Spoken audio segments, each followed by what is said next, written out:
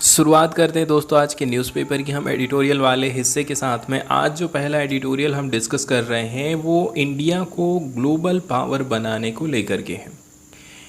हम हमेशा से इंडिया को एक महाशक्ति के रूप में देखते आ रहे हैं। हमारे देश के नेता लोग हों चाहे कोई भी व्यक्ति हो, इंडिया को कहता है कि इंडिया विश्व गुरु बन गया है, इस इंडिया विश्व गुरु बनने की ओर अग्रसर है। तो इंडिया किस प्रकार से विश्व गुरु बन सकता है? इंडिया को विश्व गुरु बनने से पहले सबसे पहले क्या क्या चीज़ ध्यान में रखना है? वर्ल्ड में जो चीज़ें घटित हो रही हैं उसमें इंडिया कितना इन्वॉल्व हो रहा है। वर्ल्ड लेवल पर बहुत बड़ी बड़ी घटनाएं घटित हुई हैं। एग्जाम्पल के तौर पर आप देख सकते हैं रसिया और यूक्रेन का युद्ध हुआ है। इंडिया ने चलते फिरते उड़ते उड़ते कह दिया रसिया को कि आज का ये जो ज़माना है युद्ध का, ये ज़माना नहीं है। इस प्रकार के स्टेटमेंट आए हैं। तो क्या इस प्रकार के स्टेटमेंट से आप ये इंश्योर कर पा रहे हैं कि रसिया और यूक्रेन का युद्ध भारत ने रोक दिया हो? तो फिर हम कैसे करके विश्व गुरु हो गए? अफगानिस्तान में तालिबान का राज हो गया। क्या आपने कभी ये सोचा था कि वहाँ पर डेमोक्रेसी होना चाहिए? ठीक है, अभी आप तालिबान के साथ में रिलेशन बनाने के लिए आगे बढ़ रहे हैं। इसके बाद हम देखते हैं चाहे वो म्यांमार वाली बात हो या फिर वर्ल्ड के अदर जगह की बात हो, हर जगह पर इंडिया जब तक आगे नहीं आएगा अपने आप को इंडिया विश्वगुरु नहीं कह सकता है।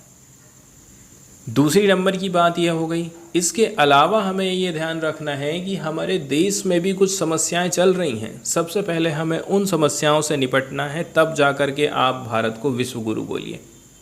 अभी हाल फिलहाल आप एग्जाम्पल ले सकते हैं मणिपुर का। हमारे देश में महिलाओं के साथ कितना ज़्यादा यौन उत्पीड़न, सेक्सुअल असॉल्ट होता है, ये आप इस घटना से देख सकते हैं। अब ऐसी और सारी भी घटनाएं घटित हुई रही होंगी, वो हमारे सामने नहीं आई हैं क्योंकि सरकार ने मणिपुर में इंटरनेट शटडाउन लगा दिया है। इसके ऊपर भी हमने एक एडिटोरियल डिस्कस करे थे। इसके अलावा अभी हाल फिलहाल यदि हम बात करें वर्ल्ड लेवल पर जो रिपोर्टें जारी करी जाती हैं जिसमें जेंडर इक्वालिटी की बात करी जाए और उसमें यदि इंडिया की कहीं पोजीशन नीचे दिखा दिया है तो वो चीज़ इंडिया को पसंद नहीं आती है। उनका कहना है ये सब जो रिपोर्टें ये सब फर्जी हैं, इन सब को हम नहीं मानते हैं, हम हमारे खुद का जो सर्वे रहता है उसके ऊपर बस भरोसा करते हैं। ये सब तो फालतू की बातें, भारत को बदनाम करने की कोशिश कर रहे हैं। भारत एक विश्व गुरु बन रहा है और ये देखो ऐसा भारत को नीचे दिखा रहे हैं। इसका मतलब ये हमारी बीजेपी की सरकार कुछ कर ही नहीं रही है। तो सबसे पहले इंडिया को जीरो लेवल पर, ग्राउंड लेवल पर समस्या को देखना है। हम कह रहे हैं हमारी जीडीपी 5 ट्रिलियन होने वाली है, 10 ट्रिलियन होने वाली है इकोनॉमी, हम 5वें नंबर में पहले नंबर की अर्थव्यवस्था बन जाएंगे। जीडीपी इतनी ज़्यादा बढ़ी है, इससे उस गरीब से गरीब व्यक्ति को क्या फ़ायदा हुआ है, ये इस बात की भी आप कल्पना करिए। तो जीडीपी बढ़ जाने से कोई लोग की समस्या ख़त्म हो जा रही है, ऐसा कोई एग्जाम्पल हमको यहाँ पर देखने को नहीं मिलता है। जीडीपी 5 ट्रिलियन होने वाली है, 3 ट्रिलियन होने वाली, तो उससे मुझे क्या फ़ायदा मिला? क्या आप कभी इस बात को सोचे हैं? मेन चीज़ ये है कि भारत का प्रत्येक व्यक्ति कितना कमा रहा है। यहाँ पर भारत की पर कैपिटा इनकम कितनी है? पर कैपिटा इनकम की बात करोगे ना तो हम बांग्लादेश से भी पीछे हैं। तो फिर आप कैसे अपने आप को विश्व गुरु बोल दे रहे हो? कैसे बोल दे रहे हैं हमारी जीडीपी तो इतनी हो गई है, हमारी जीडीपी तो, हम तो जीडीपी में तीसरे नंबर पर आने वाले हैं, 5वें नंबर पर आने वाले हैं। जीडीपी अकेले बढ़ जाने से कुछ नहीं होता है। जब तक एक एक लोग की इनकम नहीं बढ़ेगी तब तक असली रूप में आप जीडीपी को नहीं मान सकते हैं कि जीडीपी के बढ़ने से लोगों को फ़ायदा हो रहा है। इस एडिटोरियल में पूरी कहानी बताई जाती है कि जब भारत आज़ाद हुआ इसके बाद कौन कौन सी समस्याओं से वो ग्रसित था। धीरे धीरे करके हमारे देश की इकोनॉमी को ओपन किया गया। पहले हमारे देश की जो इकोनॉमी थी क्लोज इकोनॉमी थी। इंडिया को लगता था कि जैसे कोई कंपनी हमारे देश में आकर के राज करी, यहाँ सत्ता हथिया ली, ऐसा ना हो कि फिर कोई और कंपनी को हम बुला लें और वो फिर से हमारे देश में राज करने लग जाए। इसलिए ज़्यादातर जो चीज़ें थी वो सरकार अपने कंट्रोल में रखती थी। किस चीज़ का उत्पादन करना है, कितना उत्पादन करना है, कितने में बेचना है, वो सब सरकार अपने हाथ में ले ली थी। मतलब कुल मिलाकर के हम रसिया के नक्शे कदम पर चल रहे थे। इसलिए तो जब सेकंड वाली जो पंचवर्षीय योजना आई उसमें आप देखेंगे कि हमारे देश में बहुत सारे भारी उद्योग लगे थे और उन्हीं भारी उद्योग में हमने रसिया की सहायता ली थी। एग्जाम्पल के तौर पर आप भिलाई स्टील प्लांट की बात कर सकते हैं। सेल की एक यूनिट है भिलाई छत्तीसगढ़ में, भिलाई स्टील प्लांट, ये रसिया के सहयोग से स्थापित हुई थी 1960 के दशक में।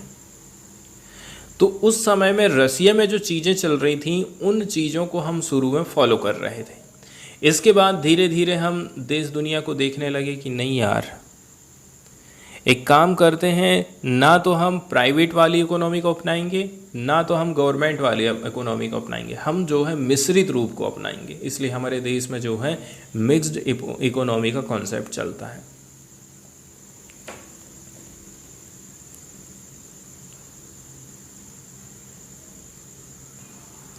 अब हम बात कर लेते हैं पावर की और उसका क्या कॉन्सिक्वेंसेस हो सकता है। कॉन्सिक्वेंसेस, ठीक है, कॉन्सिक्वेंसेस का मतलब क्या होता है, परिणाम। हम स्टार्ट करेंगे इंडिया के नक्शे की। 1991 की हम बात कर रहे हैं। उस समय में इंडिया की क्या तस्वीर हुआ करती है। A weak, poor and deeply beleaguered country. हमारा देश कैसा था, गरीब था, बहुत ही कमज़ोर था, ठीक है, और संकटग्रस्त कंट्री माना जाता था 1990 के दशक में। हमारे देश में बहुत कम डॉलर था। एग्जाम्पल के तौर पर आप देख सकते हैं 1990 के दशक में, 1991 में हमारे पास 5.8 बिलियन डॉलर हुआ करता था टोटल रुपया। हमारे देश की जो नॉमिनल जीडीपी थी वो थी 270.11 बिलियन डॉलर, ठीक है। इसके बाद हमें यहाँ पर समझने की कोशिश करना है कि रियल जीडीपी और नॉमिनल जीडीपी हम किसको बोलते हैं, ठीक है। यहाँ पर जो वर्ड यूज़ किया गया है वो नॉमिनल जीडीपी यूज़ किया गया है। नॉर्मली हमारे देश में नॉमिनल जीडीपी ही ज़्यादा चलती है। सरकारें ज़्यादा से ज़्यादा जीडीपी के साइज को दिखाने के लिए क्या काम करती हैं, नॉमिनल जीडीपी का इस्तेमाल करती हैं। नॉमिनल जीडीपी के अंतर्गत क्या है, इन्फ्लेशन को इंक्लूड नहीं किया जाता है। वहीं यदि हम रियल जीडीपी की बात करें तो ये जो जीडीपी होती है इन्फ्लेशन एडजस्टेड जीडीपी हुआ करती है। एग्जाम्पल के तौर पर हमारे देश की टोटल जीडीपी 100 रुपया है, ठीक है, और जो इन्फ्लेशन चल रहा है वो 10 रुपया इन्फ्लेशन का मान लीजिए आप। उस टाइम की जो महंगाई दर चल रही वो 10% की चल रही है। तो इसमें से हम क्या कर देंगे, 100 रुपया में 10 रुपया घटा देंगे तो ये हमारे देश की रियल इनकम निकल करके आ जाएगी। लेकिन सरकारें क्या काम करती हैं, नॉमिनल जीडीपी को बता करके अपनी बड़ाई बताते रहती हैं, वो रियल जीडीपी को नहीं बताती। जबकि जो रियल जीडीपी होती है वो इन्फ्लेशन एडजस्टेड जीडीपी हुआ करती है। जीडीपी का जब आप कैलकुलेशन कर रहे थे उस समय आपने महंगाई को कैलकुलेट कर दिए हैं, जोड़ घटाव कर दिए हैं, और जो आंसर आपका निकल करके आया वो है रियल जीडीपी का। हमारे देश की नॉमिनल जीडीपी हुआ करती थी उस टाइम में 270.11 बिलियन डॉलर। कुल मिलाकर के आप देखेंगे हमारे देश की जो जनसंख्या थी वो 846 मिलियन थी। Around 50% of whom were poor, those were miserable figures। 846 million people, लगभग 50% उनमें से ऐसे थे जो कि गरीब हैं, खाने के लिए रोटी बड़ी मुश्किल से मिल पाती है, अच्छे कपड़े नहीं मिल पाते हैं पहनने को, ठीक है, उनके पास यातायात के साधन नहीं है, बेहतर स्वास्थ्य, बेहतर शिक्षा वो नहीं ले पा रहे हैं, पोषण के अवसर उनको बहुत कम मिल पा रहे हैं। अलग अलग कंट्रीज़ की यदि हम बात करें, जैसे कि पाकिस्तान के साथ कैसे रिलेशन हुआ करते थे। Despite efforts to diffuse fears of a nuclear war, prospects of an Indo-Pakistan clash loomed and violence in Kashmir was at its peak. हमेशा से ही भारत और पाकिस्तान के रिश्ते जो है तनावपूर्ण रहे थे। दोनों देश के पास परमाणु हथियार थे और लगता था कि कभी भी ये परमाणु युद्ध न कर दें। ठीक है, इसके साथ साथ में हम देखते हैं कश्मीर में जो वायलेंस होता था वो हमेशा पीक पर हुआ करता था। इसी समय में हम देखते हैं रसिया का पतन होता है, the collapse of India's trusted partner the Soviet union on the one hand. इसके अलावा हम देखते हैं कि अमेरिका के साथ में इंडिया के रिलेशन उतने ज़्यादा अच्छे नहीं थे, क्योंकि इंडिया रसिया के भी करीब था और वो चीज़ पसंद नहीं आती थी अमेरिका को, और अमेरिका साथ देता था फिर पाकिस्तान का। अब हम बात करते हैं फास्ट फॉरवर्ड 3 डिकेड्स टू 2023। तेज़ी के साथ में जो 30 दशक गुजरे हैं, इनमें क्या क्या आपको देखने को मिलेगा। जैसे कि आज के समय में आप देखेंगे इंडिया का जो फॉरेन एक्सचेंज रिजर्व है वो बढ़ कर के $600 बिलियन हो गया है। आज के समय में देखें तो पाकिस्तान के साथ में उतनी भी ज़्यादा कंडीशन ख़राब नहीं चल रही है। पाकिस्तान का मुद्दा शांत हो गया है, चाइना का मुद्दा नया आ गया है, मतलब पाकिस्तान की जगह चाइना ने ले लिया है। हमने बहुत सारे इकोनॉमिक रिफॉर्म्स किए हमारी इकोनॉमी में। ठीक है, तो जो इकोनॉमिक क्राइसिस आया था उससे निपटने के लिए हमने भी हमारे देश को थोड़ा सा ओपन किया, हमारी देश की इकोनॉमी को। GDP growth but also significant poverty reduction. तो हम देखेंगे कि हमारी जीडीपी में ग्रोथ देखने को मिली, इसके साथ साथ में हमें पॉवर्टी रिडक्शन, गरीबी में भी गिरावट नज़र आई थी। Ranked as world's 5th largest economy, India's nominal GDP could soon touch $4 trillion. अभी देखा जाए तो इंडिया 5वें नंबर का लार्जेस्ट इकोनॉमी है। इंडिया का नॉमिनल जीडीपी बहुत जल्दी ही $4 ट्रिलियन को टच कर जाएगा। इसके साथ साथ में हम देखते हैं इंडिया आज के समय में one of the largest militaries माना जाता है पूरे विश्व भर में। ओवर 100 न्यूक्लियर वीपन, हमारे पास में सैकड़ों न्यूक्लियर हथियार हो गए हैं। आज के समय में देखेंगे अमेरिका हमारे साथ में रिश्ते मजबूत कर रहा है। उसका फिर से एक रीज़न हो गया है चाइना, क्योंकि चाइना से दुश्मनी मोल अभी हमारी चल रही है, चाइना के साथ में दुश्मनी चल रही, तो जाहिर सी बात है चाइना का दुश्मन अमेरिका भी, तो दोस्त मिलकर के आपस में निपटना चाहते हैं चाइना के साथ में, इसलिए यूएस हमारे करीब में आ गया है। लेकिन यूएस का कोई बिल्कुल भी ज़्यादा भरोसा आप नहीं कर सकते। अपना हमेशा से ही उसने कोशिश किया है कि अपना वो काम निकाले, कैसे भी करके अपना काम निकालते रहता है। इसके साथ साथ में हम देखते हैं आज के समय में यूक्रेन के ऊपर भी इंडिया ने कोशिश करी है कि यूक्रेन और रसिया के बीच में थोड़ा सा मीडिएशन का काम हम करें। रसिया और यूक्रेन के युद्ध ने थोड़े से नए फोकस के क्षेत्र पैदा कर दिए हैं इंडिया के लिए। India's role in the world politics, अब इंडिया का जो रोल है वर्ल्ड पॉलिटिक्स में बढ़ते जा रहा है। आगे हमें देखना है कि भले ही देखा जाए मौका भारत को मिला, लेकिन उतनी ज़्यादा सक्सेस भारत को नहीं मिल पाई है।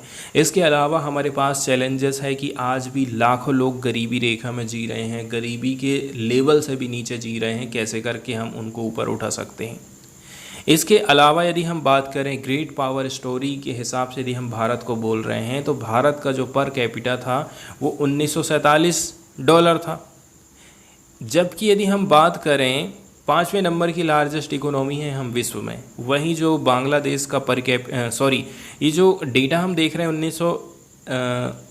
2021 का, वो था $1947 रुपया। वहीं बांग्लादेश का जो पर कैपिटा इनकम था वो है $2227। तो इस प्रकार से हम देखें, जबकि बांग्लादेश जो है 40वें नंबर का लार्जेस्ट मिलिट्री माना जाता है पूरे विश्व भर में। ठीक है, तो आप हमेशा से ये देखिए GDP and military strength do not equal the wellbeing of A countries citizen. GDP अच्छी है, मिलिट्री अच्छी है, लेकिन यहाँ से आप ये नहीं कह सकते हैं कि आप जो है लोगों की भलाई के लिए काम कर रहे हैं या फिर लोगों को उतना ज़्यादा फ़ायदा हो पा रहा है। इसके अलावा हम बात करते हैं ईज़ ऑफ डूइंग वगैरह की। हमारे देश में व्यापार करना कितना आसान है, तो ये हर कोई जानता है कि जब तक आप घूस नहीं देंगे आपका व्यापार ऐसे ही स्थापित होने वाला नहीं है। इतना आसान बिल्कुल भी नहीं है।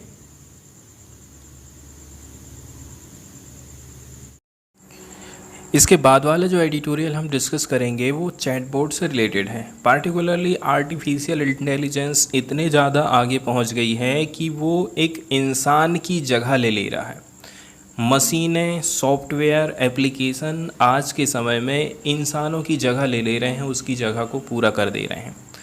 एग्जाम्पल के तौर पर जैसे कि हम बात करें, जब आप किसी होटल में जाते हैं तो होटल में जैसे ही दरवाजे से आप एंटर करेंगे वहाँ पर रिसेप्शनिस्ट बढ़िया सुंदर सुंदर लड़कियाँ आपका स्वागत करती हैं। ठीक इसी प्रकार से जब भी आप किसी वेबसाइट में इंटर करोगे, जब भी कोई पेज खोलोगे गूगल में, आप देखेंगे बहुत सारी कंपनियां ऐसी हैं जो कि एक इंसान की जगह में चैटबॉट का इस्तेमाल कर रही हैं। कुल मिलाकर के चैटबॉट एक प्रकार से आर्टिफिशियल इंसान ही है, समझ लीजिए। आपसे आपके बारे में पूछेगा और आपको फिर सारी जानकारी प्रोवाइड करेगा।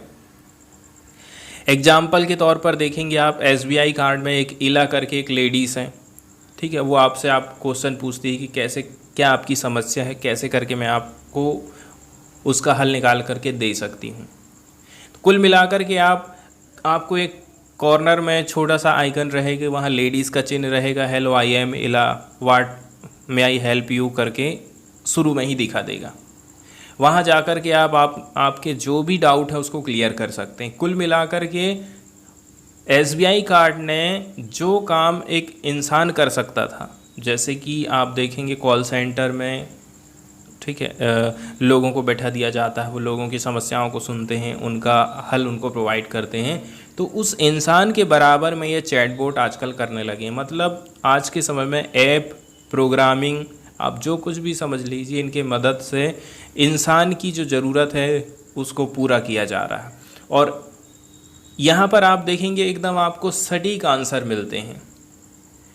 इंसान यदि वही चीज़ को आपको बताएगा तो हो सकता है वो कुछ गलती कर ले, लेकिन यदि आपको जो है इस प्रकार के चैटबॉट के माध्यम से जवाब दिया जा रहा है तो आप समझ लीजिए उसमें कोई भी गलती नहीं मिलने वाली है। तो ये जो चैटबॉट शब्द होता है इसको हम दो हिस्सों में बांटते हैं। एक तो चैट है और दूसरा है बोट। चैट का मतलब होता है बातचीत करना।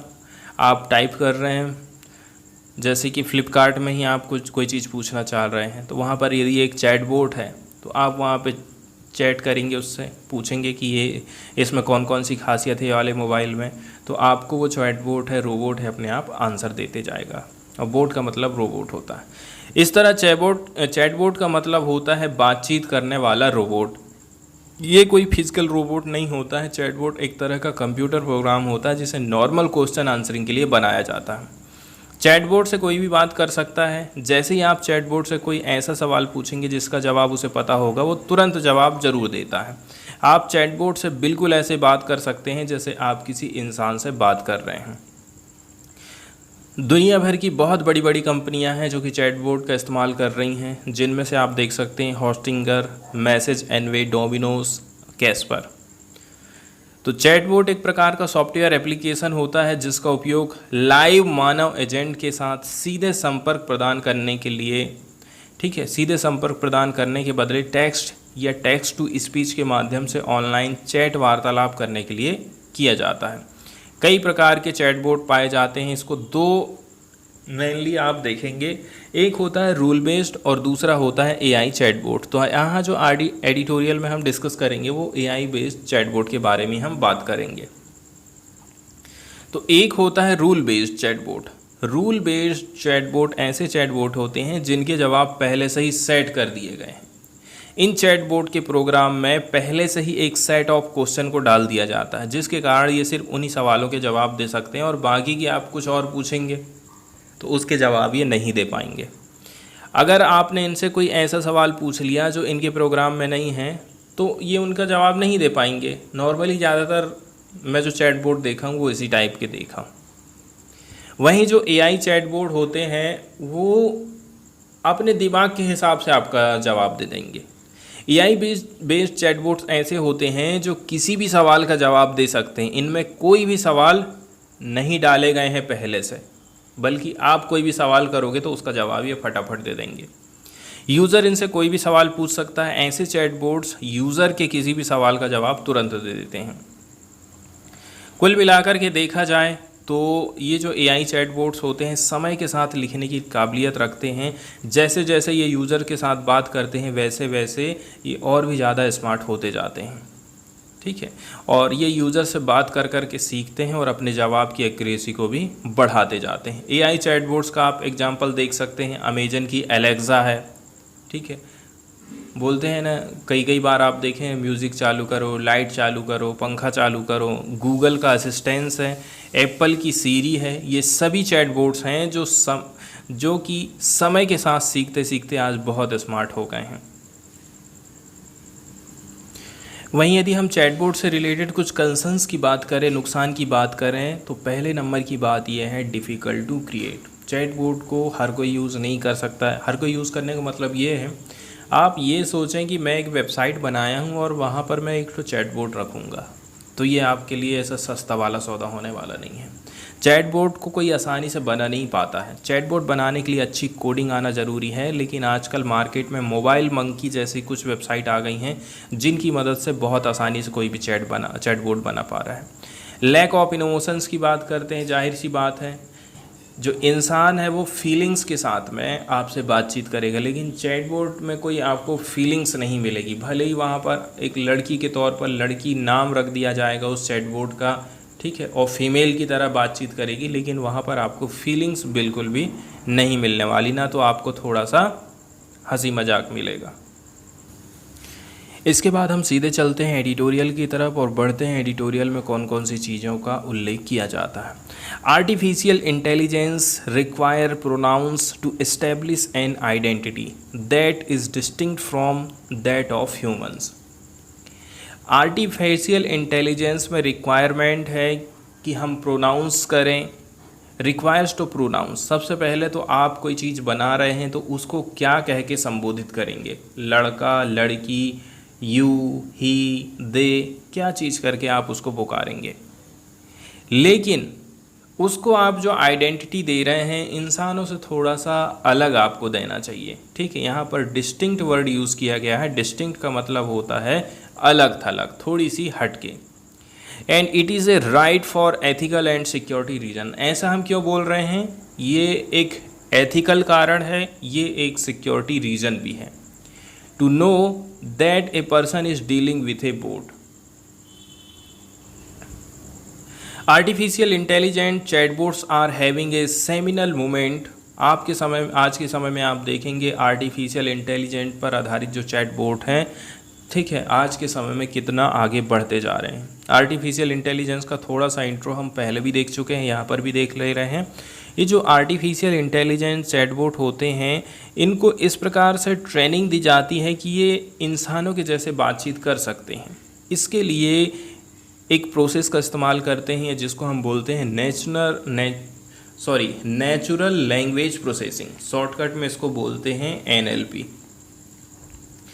NLP की मदद से आर्टिफिशियल इंटेलिजेंस चैटबॉट इतने ज़्यादा योग्य हो जाते हैं कि वो इंटरप्रेट कर सकते हैं ह्यूमन लैंग्वेज को। इंटरप्रेट करना मतलब होता है व्याख्या करना। As it is written which enables them to operate more or less on their आउन।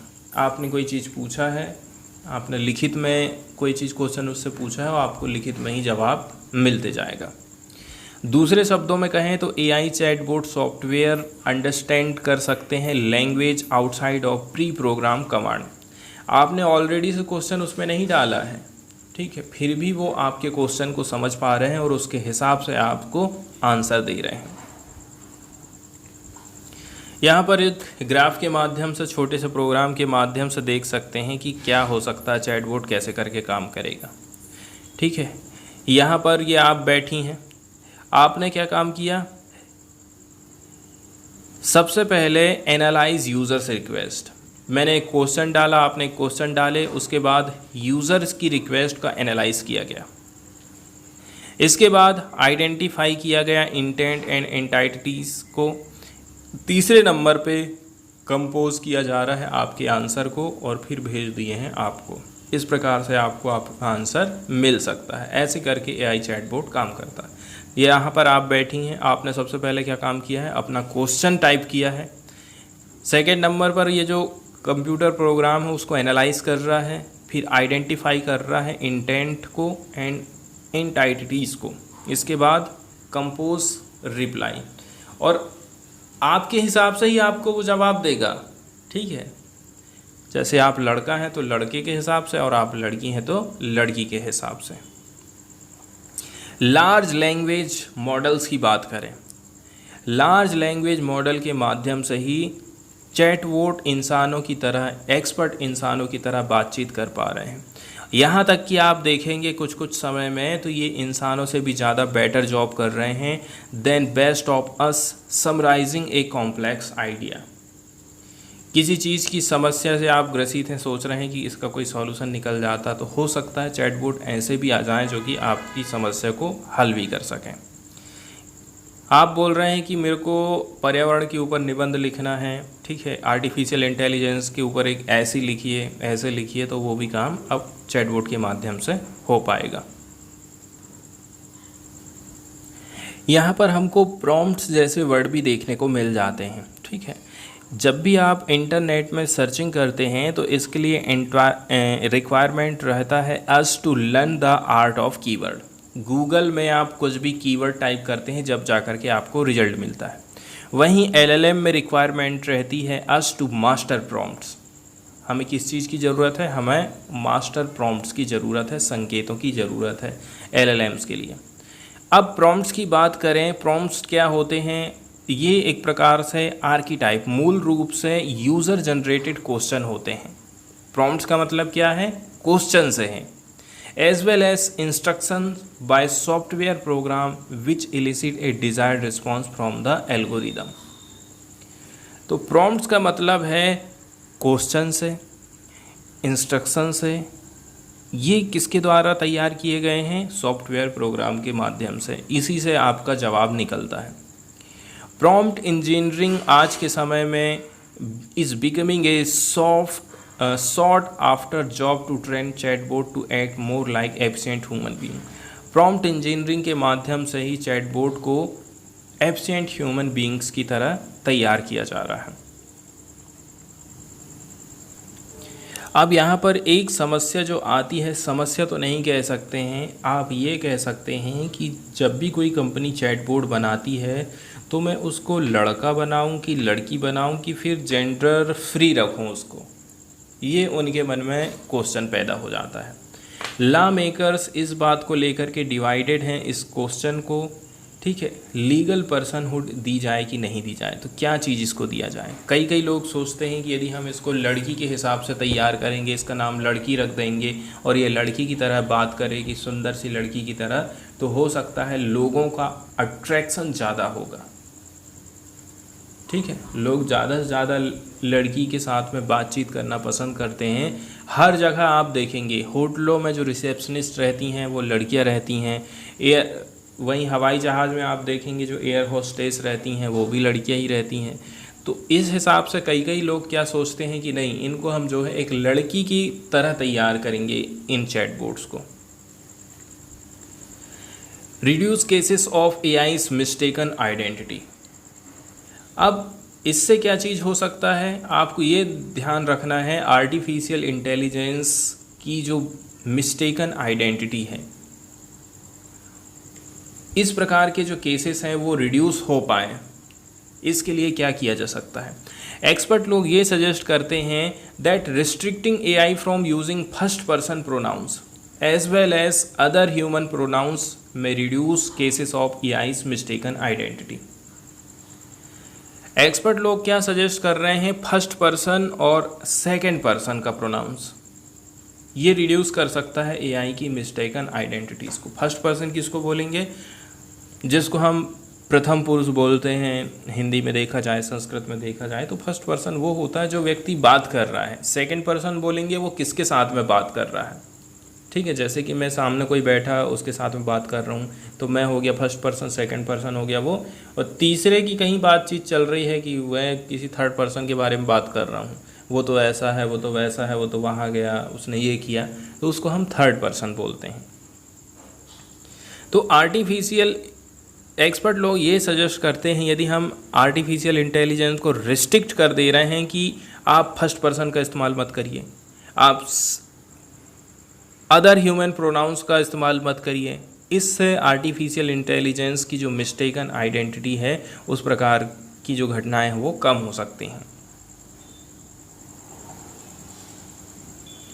वहीं आप ये देख सकते हैं कि हम आर्टिफिशियल इंटेलिजेंस को लड़का या लड़की बना रहे हैं या फिर न्यूट्रल रख रहे हैं, ठीक है, स्त्रीलिंग पुल्लिंग जेंडर बनाना चाह रहे हैं, इसको जेंडर का स्वरूप दे रहे हैं। इस ऐसा हम आखिर कर क्यों रहे हैं?